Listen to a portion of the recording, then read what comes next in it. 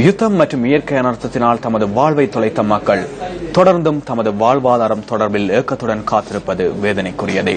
திருகோணமலை திரையாய் மேல்குடியேற்ற கிராம மக்களின் நிலை தொடர்பில் இன்று நியூஸ் ஃபர்ஸ்ட் தனது அவதானத்தை செலுத்துகின்றது. கடந்த 2002ஆம் ஆண்டு மேல்குடியேற்றம் செய்யப்பட்ட திருகோணமலை திரையாய் மேல்குடியேற்ற கிராம மக்கள் தமது வாழ்வியல் தொடர்பில் இவ்வாறு கருத்து தெரிவிக்கின்றனர். நாங்களும் வன்செயலால பாதிக்கப்பட்டு இங்க வந்து இன்னும் வீடு வாசல் ஒன்றும் இல்லை. ஆன பிரச்சனை எங்களோட சொந்த காணிகளுக்கு போயிடாம நாங்கள் இருக்கிறோம். ஒரு தொழில் வாய்ப்பு இல்லை, எங்களுக்கு ஒரு விதமான உதவிகளும் இல்லை.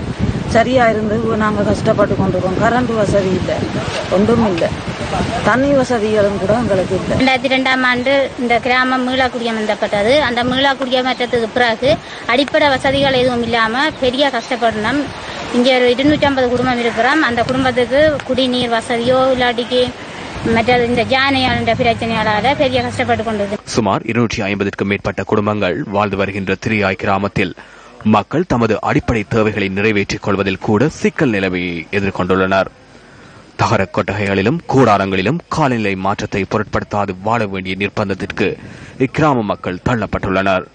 தூய குடிநீர், மின்சாரம், தொழில் வாய்ப்பு என அத்தியாவசிய தேவைகள் அனைத்தும் இந்த மக்களுக்கு எட்டாக்கனியாகவே உள்ளது.